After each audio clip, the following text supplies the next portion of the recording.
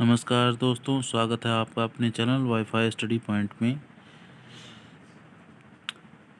Current affair सितंबर 2020 का हम आप लोगों के समक्ष प्रस्तुत करेंगे, जो एमसीक्यू के फॉर्म में होगा।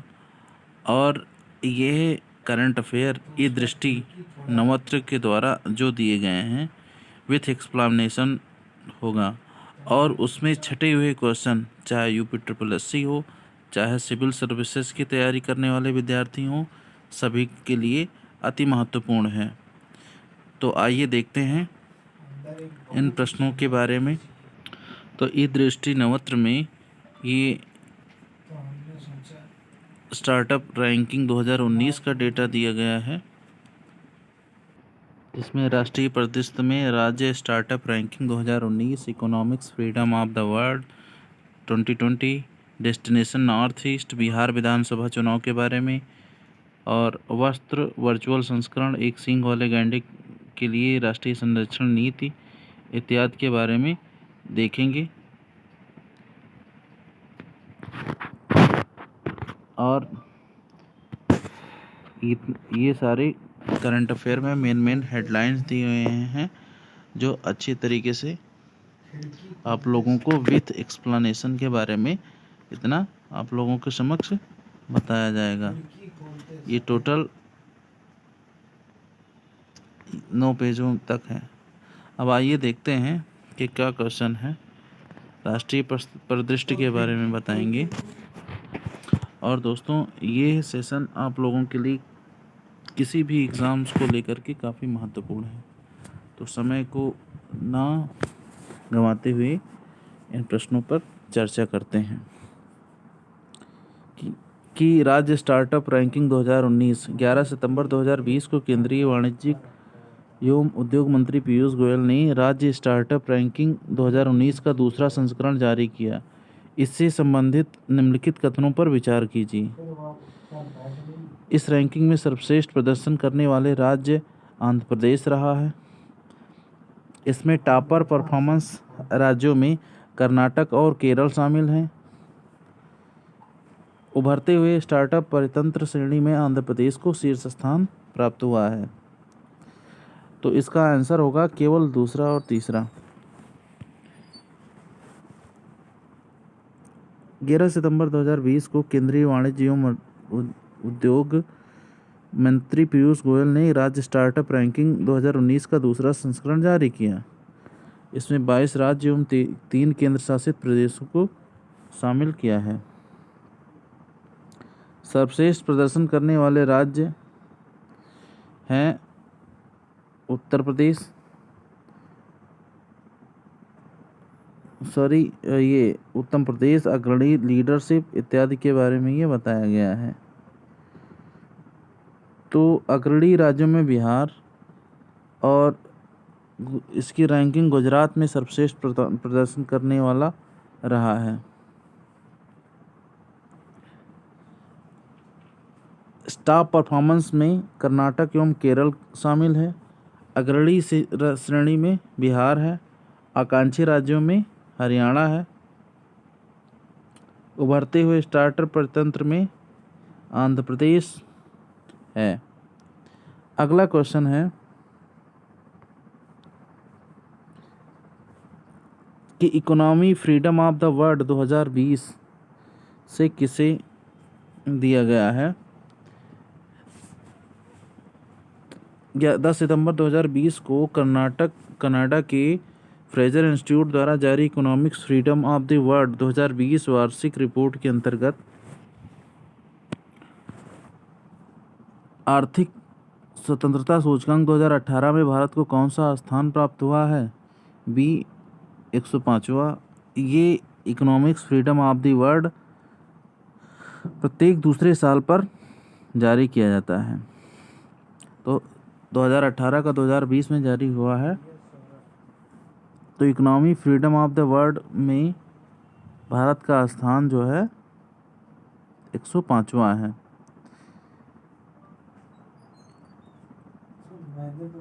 शीर्ष राज्य पूछ लेते हैं। तो शीर्ष राज्यों में हांगकांग को जो है शीर्ष स्थान पर प्राप्त किया है।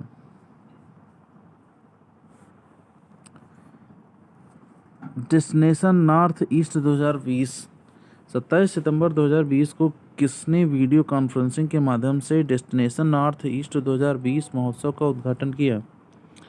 अमित शाह ने। आइए देख लेते हैं। 27 से 30 सितंबर 2020 को मध्य डेस्टिनेशन नॉर्थ ईस्ट 2020 महोत्सव का आयोजन किया गया। केंद्रीय गृह मंत्री अमित शाह ने वीडियो कॉन्फ्रेंसिंग के माध्यम से इस महोत्सव का उद्घाटन किया और साथ ही साथ में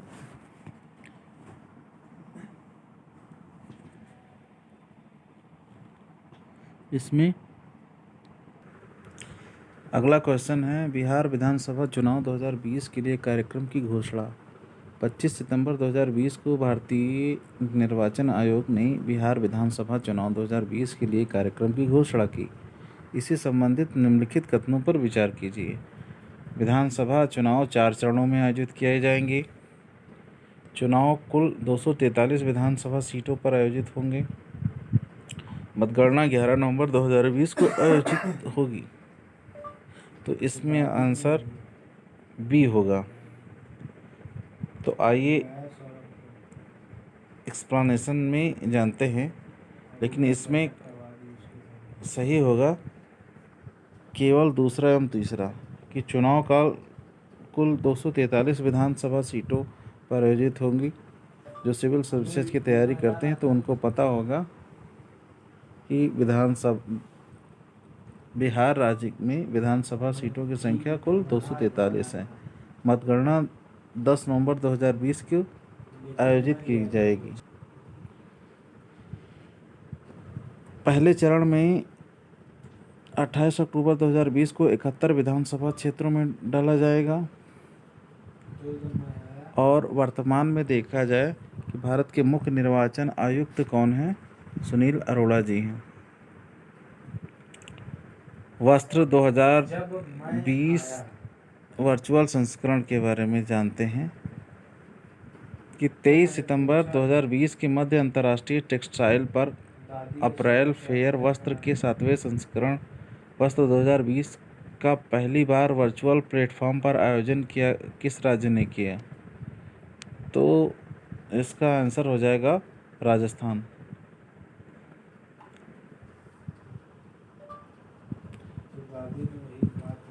23 से 27 सितंबर 2020 के मध्य अंतर्राष्ट्रीय टेक्सटाइल एवं अप्रैल फेयर वस्त्र के 7वें संस्करण वस्त्र 2020 का आयोजन पहली बार वर्चुअल प्लेटफॉर्म पर जयपुर राजस्थान में किया गया। इतना ही इसमें याद करना है, बाकी और इसमें इम्पॉर्टेंट विशेष कुछ नहीं है। अगला है कि एक सींग वाले गैंडे के लिए संरक्षण नीति, ये बहुत इम्पोर्टेंट क्वेश्चन है। सितंबर 2020 में किस प्राणी के संरक्षण के लिए भारत सरकार राष्ट्रीय संरक्षण नीति जारी की?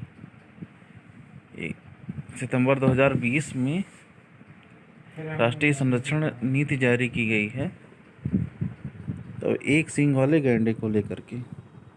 22 सितंबर 2020 को विश्व गैंडा दिवस मनाया जाता है। 22 सितंबर 2020 को।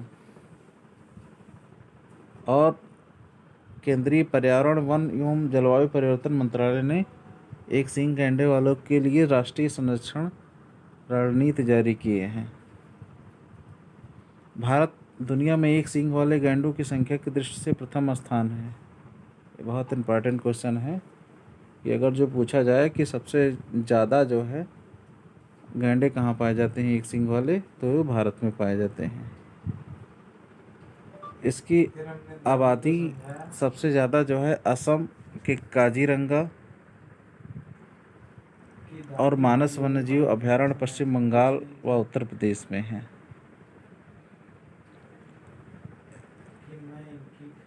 और असम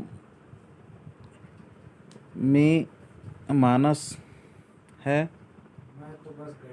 एक सींग वाले गैंडे को international union for conservation IUCN कि रेड डेटा लिस्ट में जो है 2008 में डाल दिया गया था।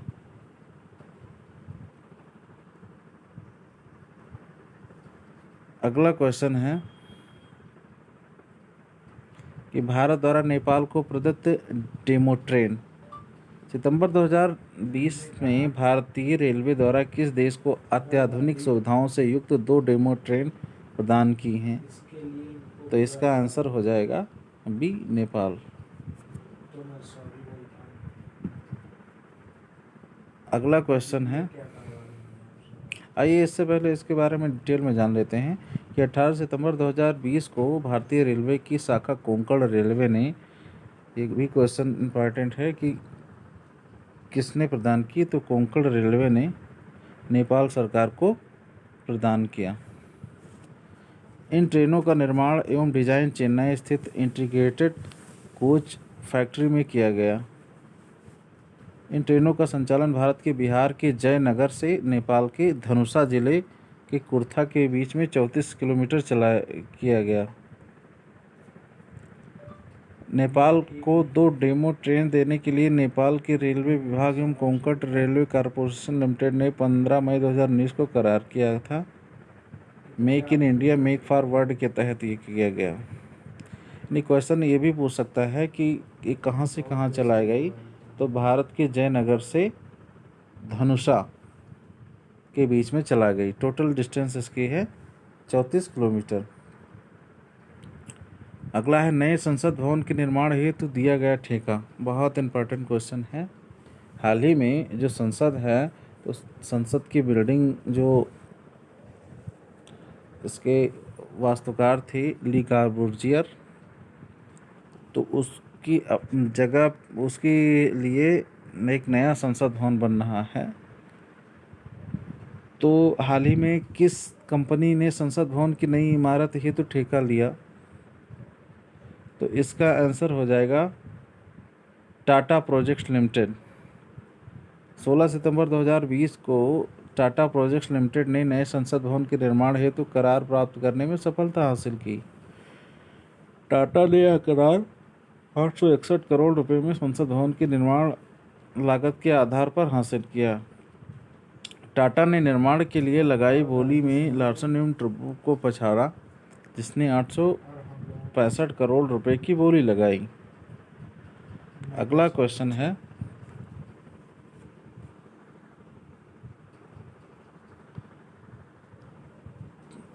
इससे पहले एक जान लेते हैं कि वर्तमान जो संसद भवन बन रही है, तो उसमें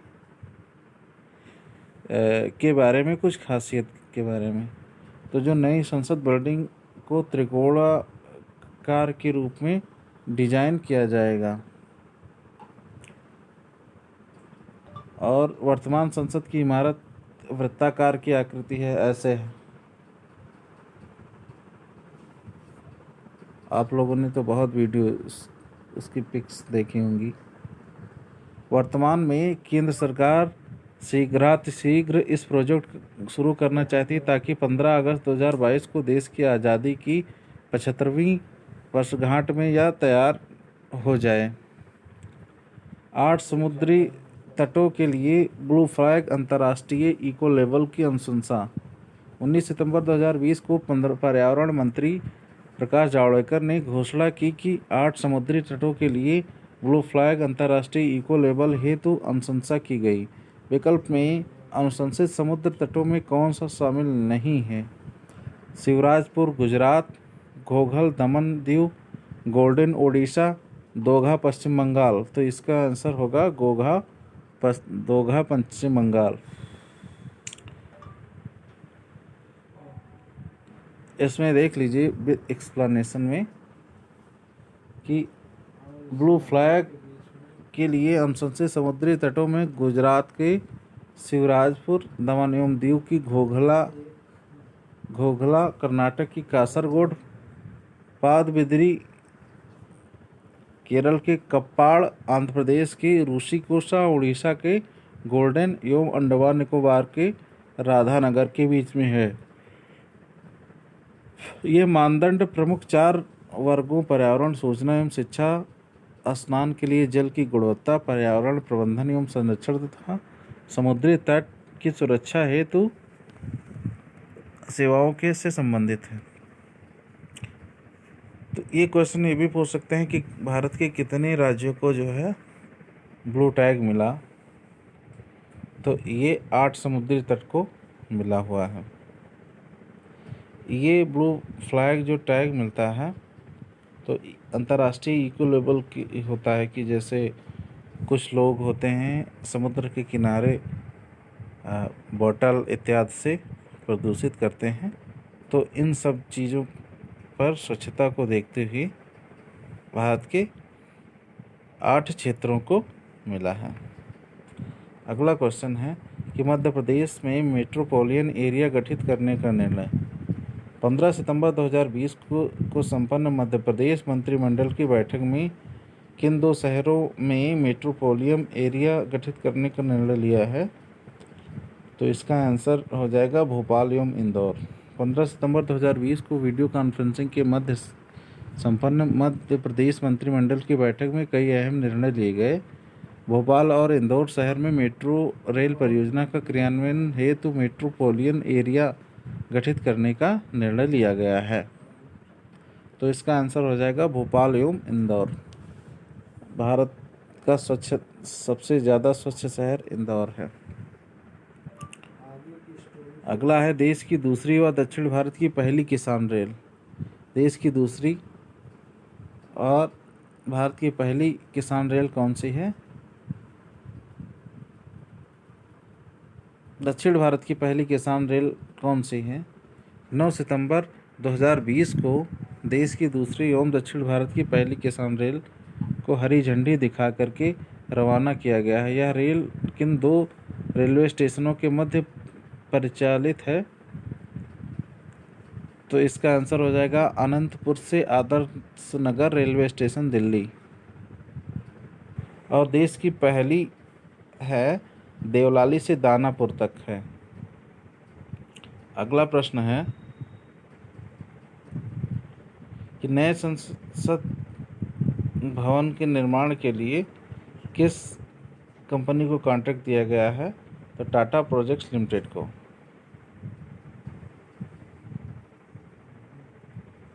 अगला क्वेश्चन है कि G20 सदस्य देशों के शिक्षा मंत्रियों की वर्चुअल बैठक 2020 कहाँ हुई? तो इसका आंसर सही हो जाएगा सऊदी अरब में। वर्ल्ड उर्दू वेबिनार 2020 27-28 अगस्त 2020 के मध्य वर्ल्ड उर्दू वेबिनार कहाँ आयोजित हुआ? तो वर्ल्ड उर्दू वेबिनार नई दिल्ली में आयोजित किया गया। इसकी थीम भी पूछ लेते हैं, responsibility of Urdu rights in age of electronics and social media. राष्ट्रीय भर्ती एजेंसी के गठन को मंजूरी। 19 अगस्त 2020 को केंद्रीय मंत्रिमंडल ने केंद्र सरकार की नौकरियों के लिए भर्ती प्रक्रिया में सुधार लाने हेतु राष्ट्रीय भर्ती एजेंसी का गठन किया गया। इस संबंधित निम्नलिखित कथन पर विचार कीजिए। एनआरए केवल एसएससी के लिए पहले स्तर पर उम्मीदवार को स्क्रीनिंग करने के लिए सामान्य योग्यता परीक्षा आयोजित करनी होगी। सीईटी में प्राप्त स्कोर परिणाम घोषित होने की तिथि से 3 वर्षों के लिए वैध होंगे। उम्मीदवार द्वारा सीईटी में भाग लेने वाले अवसरों की संख्या में कोई कमी नहीं होगी। तो इसमें से कौन सा कथन सही है? ए है, दूसरा और तीसरा। तो सीईटी में प्राप्त स्कोर परिणाम घोषित होने वाली तिथियां कि 3 वर्षों तक वैध होगी। जिस प्रकार से प्रमाण पत्र 1 वर्ष के लिए मान्य होता है उसी तरीके से वो मान्य होंगी। उम्मीदवारों के लिए सीटों में भाग लेने के लिए अवसरों की संख्या में कोई सीमा नहीं होगी। ई पोर्टल स्वास्थ्य का शुभारंभ। भारत सरकार द्वारा शुरू किए गए ई पोर्टल स्वास्थ्य के संबंध में निम्नलिखित तथ्यों पर विचार कीजिए। इस पोर्टल के माध्यम से भारत की जनजातीय आबादी की स्वास्थ्य एवं पोषण संबंधी जानकारी प्राप्त होगी। इस पोर्टल का उद्घाटन केंद्रीय जनजातीय कल्याण कार्यक्रम मंत्री अर्जुन मुंडा द्वारा किया गया। भारत में सार्वजनिक मानकों की दृष्टि से जनजातीय एवं गैर जनजातीय आबादी के बीच विषमता है। उपरोक्त में से सही कथन है। सी पहला एवं तीसरा। तो तीसरा ये है कि भारत में सार्वजनिक स्वास्थ्य मानकों की दृष्टि से जनजातीय एवं गैर जनजातीय आबादी के बीच में विषमता है। और पहला ये है कि भारत एवं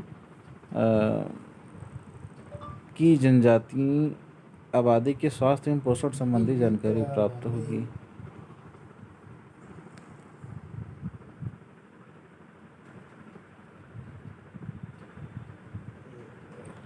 अगला क्वेश्चन है कि 74वें स्वतंत्रता दिवस के अवसर पर प्रधानमंत्री का संबोधन। 74वें स्वतंत्रता दिवस के अवसर पर प्रधानमंत्री मोदी के न संबोधन से संबंधित में से एक से कथन अधिक सही है। 1000 दिन के अंदर देश के 6 लाख से अधिक गांवों में ऑप्टिकल फाइबर नेटवर्क का कार्य पूरा किया जाएगा।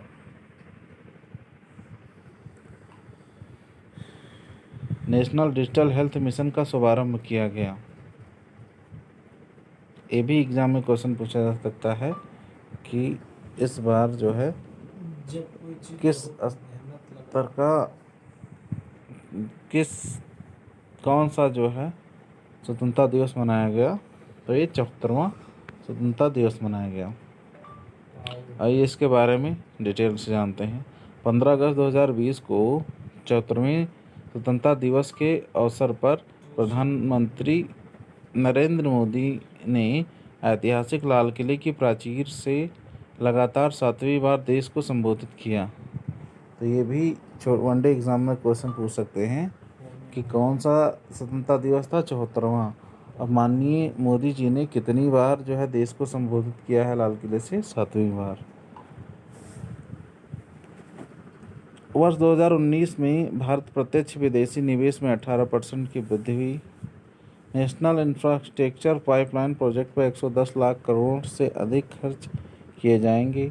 इसके लिए अलग अलग क्षेत्र से 7000 परियोजनाओं की पहचान की गई। कोरोना संकट के दौरान 80 करोड़ देशवासियों को निःशुल्क अनाज प्रदान किया गया। 90,000 करोड़ रुपए से अधिक सीधे बैंक खाते में अंतरित किए गए। भारत सरकार द्वारा कोरोना संकट के दौरान कृषि अवसंरचना के लिए 1 लाख करोड़ रुपए आवंटित किया गया।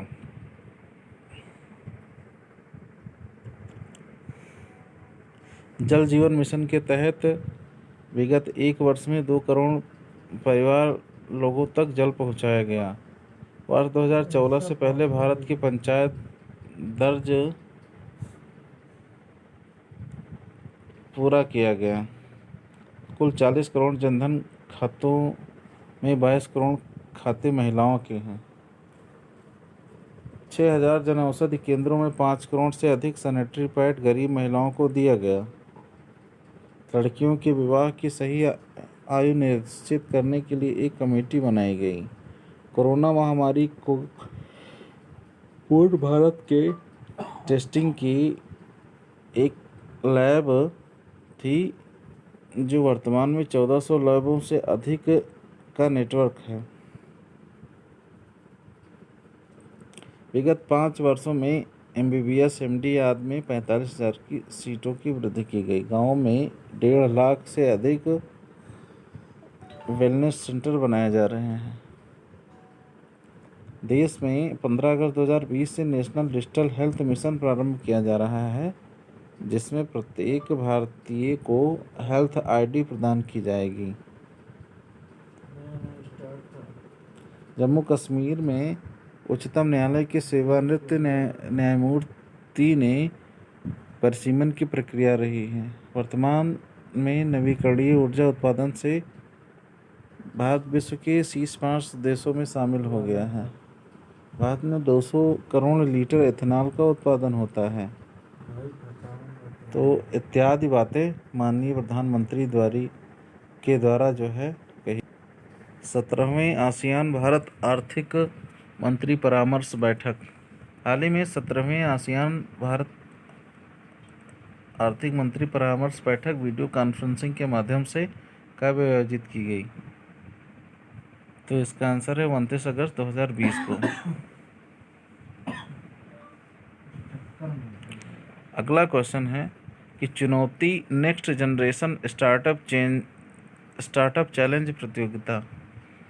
चुनौती नेक्स्ट जनरेशन स्टार्टअप चैलेंज प्रतियोगिता शुरू की गई। इस संबंध में निम्नलिखित तथ्यों पर विचार कीजिए।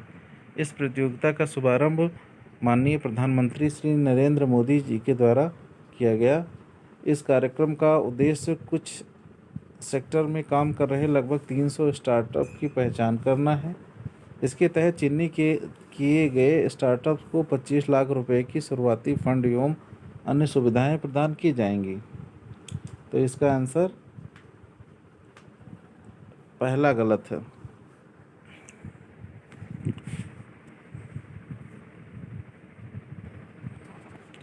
28 अगस्त 2020 को केंद्रीय इलेक्ट्रॉनिक सूचना प्रौद्योगिकी मंत्री श्री रविशंकर प्रसाद की चुनौती नेक्स्ट जनरेशन स्टार्टअप चैलेंज प्रतियोगिता का शुभारंभ किया गया। इस परियोजना का प्रारंभ भारत के टियर 2 शहरों में सॉफ्टवेयर उत्पादों एवं स्टार्टअप को बढ़ावा देने के उद्देश्य से किया गया।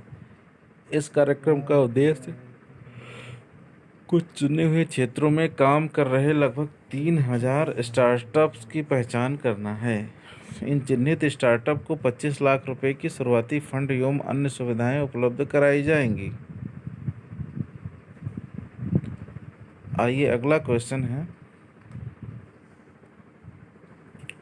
कि संस्कृति मंत्रालय द्वारा भारतीय पुरातत्व सर्वेक्षण के नए सर्किलों की घोषणा। अगस्त 2020 को संस्कृति मंत्रालय द्वारा भारतीय पुरातत्व सर्वेक्षण के कितने नए सर्किलों को घोषणा की गई है? तो ये 7 सर्किल हैं। अगस्त 2020 में संस्कृति मंत्रालय ने भारतीय पुरातत्व सर्वेक्षण में 7 नए सर्किलों की घोषणा की है, जिसमें त्रिची रायगंज पश्चिम बंगाल है, राजकोट गुजरात है, जबलपुर झांसी और मेरठ उत्तर प्रदेश है, हम्पी कर्नाटक है। ये बहुत इम्पोर्टेंट क्वेश्चन है। हम्पी मिनी सर्किल को पूर्ण विकसित सर्किल में बदला गया है। अगला क्वेश्चन है कि भारत वियतनाम संयुक्त आयोग की 17वीं बैठक हुई। तो ये क्वेश्चन है कि ये कब संपन्न की गई? तो इसका आंसर हो जाएगा पहला 25 अगस्त 2020 को भारत एवं वियतनाम की संयुक्त बैठक संपन्न की गई। तो इसमें शामिल हुए हैं भारत के विदेश मंत्री एस जयशंकर और वियतनाम के उप प्रधानमंत्री और विदेशी मामलों के मंत्री फाम विन मिन्ह ने जो है इसमें शामिल हुए हैं। जलवायु परिवर्तन पर रिपोर्ट देना होगा जरूरी। निम्नलिखित में से कौन दुनिया का पहला देश होगा जो अपने यहाँ वित्तीय क्षेत्र को जलवायु परिवर्तन पर रिपोर्ट उपलब्ध कराना अनिवार्य रखेगा? न्यूजीलैंड। 15 सितंबर 2020 को न्यूजीलैंड सरकार ने अपनी नई जलवायु रिपोर्ट संबंधी नीति प्रस्तुत की है। न्यूजीलैंड अनिवार्य जलवायु संबंधी वित्तीय प्रकटीकरण शासन को पेश करने वाला पहला देश होगा।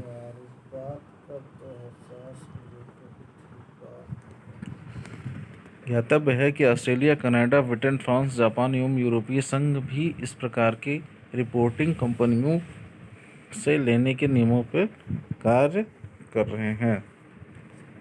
Smart city index 2020। सितंबर 2020 में इंस्टीट्यूट फॉर मैनेजमेंट डेवलपमेंट ने Singapore university for technology and design के सहयोग से स्मार्ट सिटी इंडेक्स जारी किया गया। इसमें संबंधित निम्नलिखित क्वेश्चनों पर विचार करिए। इसमें स्मार्ट सिटी इंडेक्स में 109 शहरों का सर्वेक्षण किया गया। ज्यूरिख को शीर्ष शहर प्राप्त हुआ है। इसमें हैदराबाद भारतीय शहरों में शीर्ष स्थान रहा है, जिसमें 50वें स्थान पर रखा गया है। तो इसमें आंसर हो जाएगा 1 और 3। दूसरा गलत है। इसमें 109 शहरों को शामिल किया गया है और इसमें भारत का जो पहला शहर है हैदराबाद है जो 85 नंबर पे है। सिंगापुर को इसमें शीर्ष स्थान प्राप्त हुआ है। उसके बाद हेलांस्की फिनलैंड को, ज्यूरिख को तीसरा स्थान प्राप्त हुआ है। अगला क्वेश्चन है, इसमें दिल्ली को जो है 86वें स्थान पर, मुंबई को 93वें स्थान पर। भारत प्रेक्षक के रूप में जिबूती आचार संहिता में शामिल। 26 अगस्त 2020 को आयोजित जिबूती आचार संहिता जेद्दा संशोधन की उच्च स्तरीय बैठक के बाद भारत प्रेक्षक के रूप में जिबूती आचार संहिता में शामिल हो गया है। कौन देश जिबूती आचार संहिता के पर्यवेक्षक के रूप में शामिल नहीं है? तो जापान है, नॉर्वे है, अमेरिका है और इसमें फ्रांस नहीं है। इब्सा विदेश मंत्रियों की वर्चुअल बैठक कहाँ पर हुई और किस देश के विदेश मंत्री ने अध्यक्षता की? तो जब वर्चुअल बैठक हुई है तो जिसमें भारत ने जो है इसकी अध्यक्षता की। भारत अमेरिकी रक्षा प्रौद्योगिकी एवं व्यापार पहल समूह की 10वीं बैठक। भारत ने अमेरिका रक्षा प्रौद्योगिकी के व्यापार पहल में 10वीं बैठक कब संपन्न हुई? 15 सितंबर 2020 को 10वीं बैठक संपन्न हुई।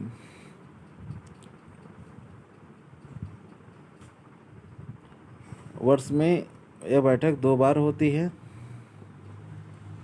एक बार भारत में, एक बार अमेरिका में होती है।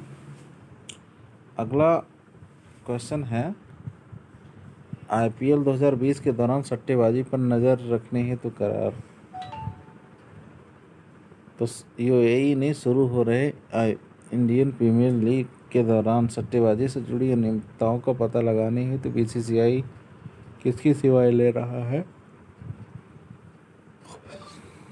DIA या स्पोर्ट डार या मोसाद?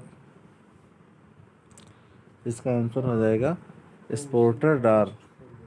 UAE ने प्रारंभ IPL के दौरान जो है जुड़ी अनियमितताओं का पता लगाने हेतु नई स्पोर्टर डार इंटीग्रेटेड सर्विसेज के साथ समझौते पर हस्ताक्षर किया है। अगला क्वेश्चन है, फॉर्च्यून 40 अंडर 40 सूची 2019 जारी की गई है 2 सितंबर 2020 को। तो इस सूची में टेक्नोलॉजी की श्रेणी में ईशा एवं आकाश अंबानी का नाम शामिल है। सबसे प्रभावी युवा लोगों की सूची में टेक्नोलॉजी की श्रेणी में बायजूस के सह संस्थापक बायजू रविंद्रन भी शामिल हैं। हेल्थ केयर कैटेगरी में सीरम इंस्टीट्यूट ऑफ इंडिया के CEO आदार पूनावाला शामिल हैं। तो इसका आंसर डी हो जाएगा कि आकाश अंबानी और ईशा अंबानी भी शामिल हैं।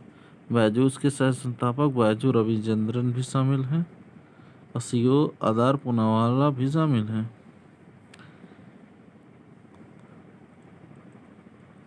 अगला क्वेश्चन है कि वर्ल्ड यूनिवर्सिटी रैंकिंग में सर्वश्रेष्ठ रैंकिंग किसे दिया गया? ऑक्सफोर्ड यूनिवर्सिटी को जो है सर्वश्रेष्ठ दिया गया है। दूसरे पे है हार्वर्ड, स्टैनफोर्ड अमेरिका को दूसरा, हार्वर्ड अमेरिका को तीसरा। भारतीय स्तर पे देखा जाए तो IISc बेंगलुरु को दिया गया है। इसके पश्चात IIT रोपड़ को। वैश्विक स्तर पर शीर्ष 20 डेयरी फर्म की सूची। कौन सी भारतीय डेयरी फर्म रोबो बैंक द्वारा जारी वैश्विक स्तर पर शीर्ष 20 डेयरी फर्म की सूची में जगह बनाने वाली पहली भारतीय डेयरी फर्म बन गई है? तो गुजरात सहकारी दुग्ध विपणन महासंघ, मदर डेयरी। तो इसका आंसर हो जाएगा गुजरात सहकारी दुग्ध विपणन संघ। अगला क्वेश्चन है, मानव पूंजी सूचकांक में क्या सही है क्या गलत है? इस सूची में 174 देश शामिल हुए हैं। सिंगापुर को शीर्ष सूचकांक में, भारत को 116वां स्थान। तो कौन सा सही है? सारे सही हैं। सिंगापुर टॉप पर है, भारत का जो है 116 स्थान है, पिछले साल में 115वां स्थान मिला था।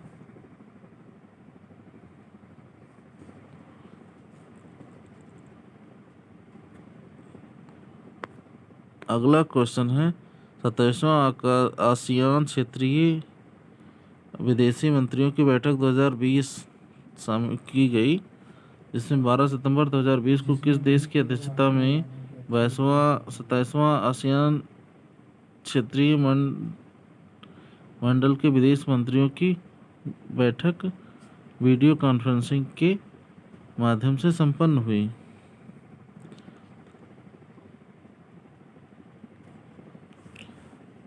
तो इसका आंसर बी हो जाएगा। यह बैठक वियतनाम की अध्यक्षता में आसियान क्षेत्रीय मंच के विदेश मंत्रियों की बैठक हुई। इसमें विदेश राज्य मंत्री वी मुरलीधरन ने भारत की तरफ से प्रतिनिधित्व किया। भारत संयुक्त राष्ट्र आर्थिक सामाजिक परिषद की महिला स्थिति पर आयोग का सदस्य चुनाव गया। 14 सितंबर 2020 को भारत संयुक्त राष्ट्र आर्थिक एवं सामाजिक परिषद की महिला स्थिति पर आयोग का सदस्य चुना गया। इसमें भारत सदस्य रहेगा 2021 से 25 तक।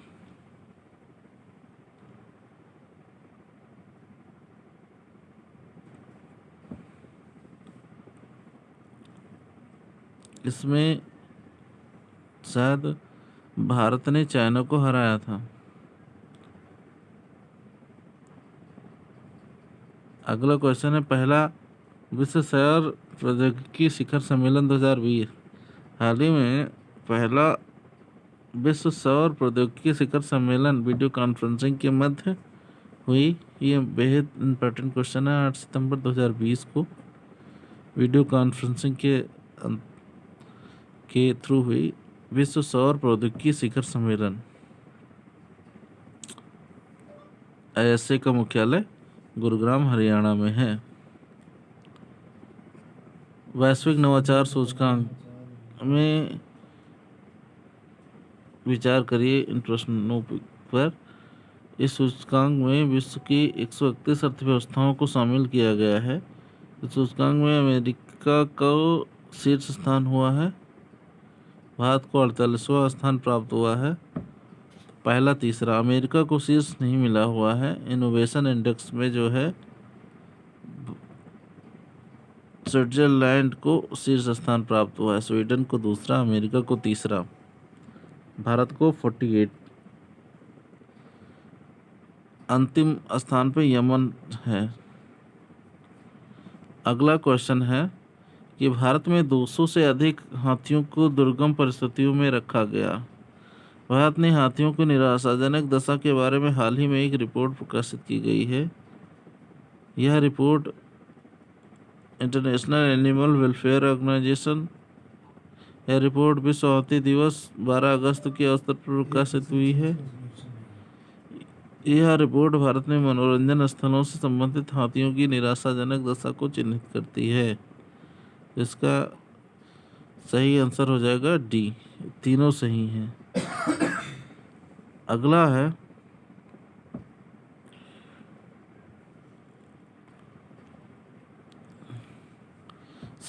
शहरी सहकारी बैंकों को साइबर सुरक्षा के लिए प्रौद्योगिकी विजन।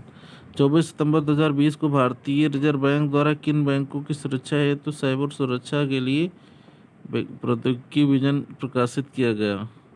वाणिज्यिक बैंकों के लिए, निजी बैंकों के लिए, शहरी सहकारी बैंकों के लिए। तो ये आंसर सही हो जाएगा कि शहरी सहकारी बैंकों के लिए साइबर सुरक्षा के लिए प्रौद्योगिकी विजन को लागू किया।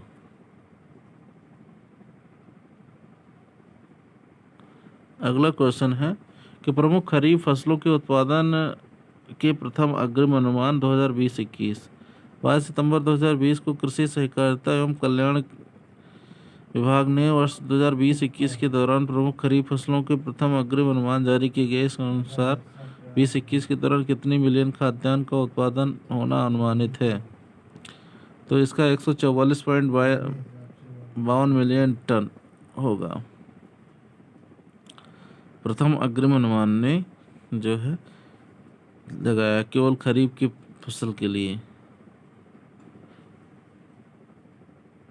चावल जिसमें 102 मिलियन टन 2021 में उत्पन्न किया जाएगा। पेट्रोलियम सीएनजी की होम डिलीवरी। कौन सी कंपनी अपने ग्राहकों को पेट्रोलियम सीएनजी की होम डिलीवरी नहीं करेगी? तीनों कंपनियां। ये होम डिलीवरी से जो है गवर्नमेंट ऑफ इंडिया का एक ऑर्डर आया है कि कोई भी कंपनी जो है अपनी सीएनजी और पेट्रोल को जो है होम डिलीवरी के थ्रू जो है नहीं भेजेगा। जम्मू कश्मीर में व्यापारियों के लिए राहत पैकेज की घोषणा। जम्मू कश्मीर के उपराज्यपाल मनोज सिन्हा ने केंद्र शासित प्रदेश के व्यापारियों के लिए कितनी राशि के राहत पैकेज की घोषणा की है? 1350 करोड़ रुपए। ये आत्मनिर्भर भारत को बढ़ावा देने के लिए है। न्यूट्रिशन एंड बायोसाइंसेज INC के अधिग्रहण को मंजूरी। 19 सितंबर 2020 को भारतीय प्रतिस्पर्धा आयोग ने किस कंपनी को न्यूट्रिशन एंड बायोसाइंसेज INC के हेतु अग्रिम मंजूरी प्रदान की है?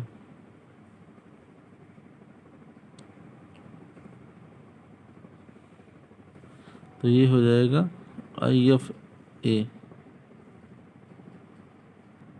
अगला क्वेश्चन है 5 सितंबर 2020 को केंद्रीय वित्त कारपोरेट मंत्री निर्मला सीतारमण ने जो है कारोबारी सूचकांक सुगमता आधार पर राज्यों की रैंकिंग दी है। गुजरात को शीर्ष स्थान पर, उत्तर प्रदेश को दूसरा स्थान, और व्यापार कार्य योजना के आधार पर राज्यों की रैंकिंग तय करने हेतु 2015 में शुरू किया गया था। तो ये केवल दूसरा तीसरा सही है। कारोबारी सुगमता सूचकांक में प्रथम स्थान पर जो है गुजरात नहीं है, जबकि उत्तर प्रदेश को दूसरा है, और इसका शुरुआत जो है 2015 में की गई थी। टॉप पर जो है देश आंध्र प्रदेश है। सर्वाधिक सुधार प्रदर्शित करने वाला राज्य रहा।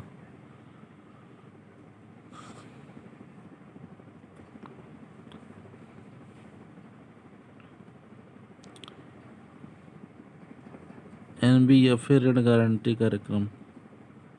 नाबार्ड ने जानकारी प्रदान की है कि उसे कोविड-19 महामारी से प्रभावित ग्रामीण क्षेत्रों के बिना किसी बाधा के ऋण की प्रवाह को सुनिश्चित करने हेतु एक समर्पित ऋण गारंटी पेश किए जाएंगे। तो प्रारंभिक चरण में 2000 करोड़ रुपए की वित्त पोषण की सुविधा उपलब्ध कराई जाएगी। ये आंसर सही। निर्यात तैयारी सूचकांक में तटीय राज्यों में तमिलनाडु है, भूमि से घिरे राज्यों में राजस्थान है, और हिमालय क्षेत्र में उत्तराखंड, यूनियन टेरिटरी में दिल्ली है। तो दूसरा तीसरा चौथा इसका सही है। तटीय राज्यों में जो है, ओमगत राज्यों में राजस्थान है, निर्यात तैयारी सूचकांक में। हिमालयी राज्यों में है उत्तराखंड है, यूनियन टेरिटरी में दिल्ली है।